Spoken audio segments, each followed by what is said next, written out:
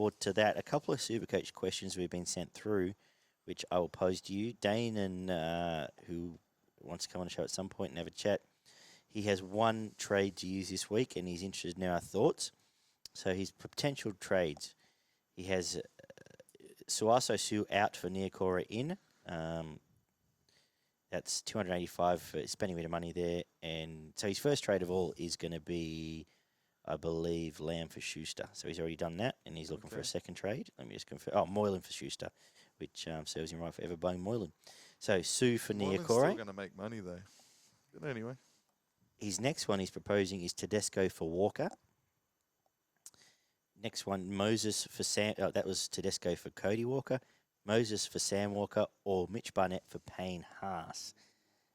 Ollie, you happy to let this one go through the keeper? You're not interested right now? What? All right, cool. Barney. It's SuperCoach chat. I don't pay any attention. No, it's fine. You're very aggressive today. Obviously, Ollie. it depends how Payne Haas comes back. My preference would actually be the Payne Haas trade. I think that's probably very good considering the break-evens of Mitchell Barnett, because he's priced about where he is. He's not going to make money. He's probably, if anything, going to lose money, and Haas is probably going to punch out probably an extra 20 points than what Barnett has been doing, unless Barnett's going to score tries, which does happen on occasions. And the next one would be the Teddy trade, because he's without the halves there. Even if he does move into the halves, he's not going to be punching out 100, 120 points every week, and his break evens at about 120. So he's going to lose a fair bit of money over the next 4 weeks. So. Gumpy? Yeah, I concur. Yeah, for me, I'm trading Teddy. We actually saw the living proof of it last year when he lost his cavalry around him. And it's through no fault of his own. He's still going to get 70 or 80 points. Yeah, but he was doing 40s and 50s through that period where he had no one else around him, and he eventually got Tupou back and his other winger back. But I think he will lose money quickly, and I think Cody Walker's about to hit a red-hot streak. I would hold on to Mitch Moses, and I myself have him as well, and sized up getting rid of him.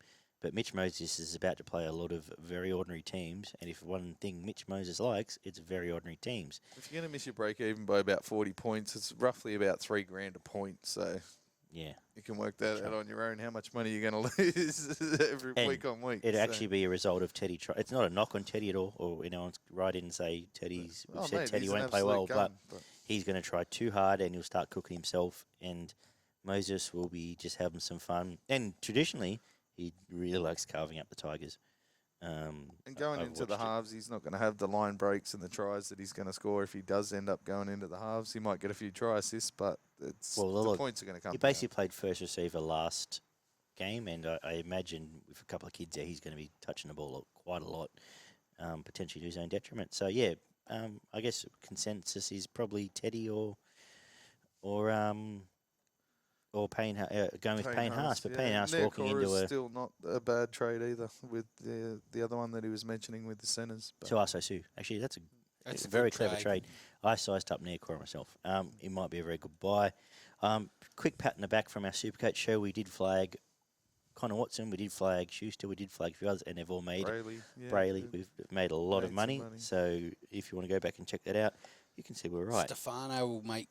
Yeah, now Stefano's there. Last week, Stefano. Yeah. I'm starting to think that you're right, Barn, that he might be starting by round 10. He should be starting, in the next couple of weeks. So, and it might be worth buying. Okay, so I've got one question and just a couple of P.O.D.s. I do love my P.O.D.s. Just a couple of notes here. We'll drop that I've made. The Warriors, Adam Pompey, 0.01% of people own him. He's 360K.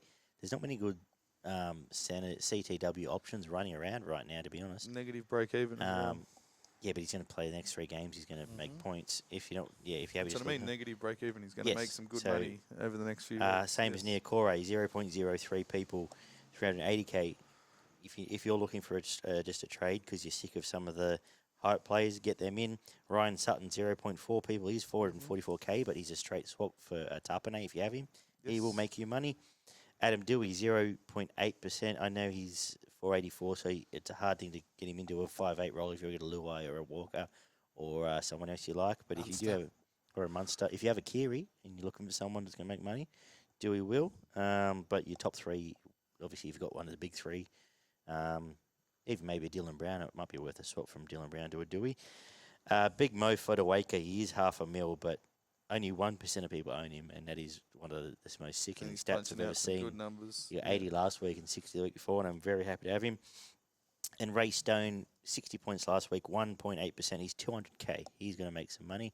So P.O.D. wise, if you want some, there you are. Last question before we get into our full preview. I have taken the option of going down the path of playing two fullbacks. I can afford RTS or Gutho. Who do you go with, Gump? RTS. He's just Gutho probably does more in a game. I'd rather have him in my team You think to RTS play, has a but I point? think RTS Bigger upside. is attacking just a big stats. upside. And he's 30 grand cheaper, for put it all in perspective. But yeah. In terms of that, I'd probably go RTS. Barn? Yeah, I'm exactly the same. That's RTS, I've had him from the start. I've had the dual fullbacks from the start. I had Mitchell and RTS from the very beginning.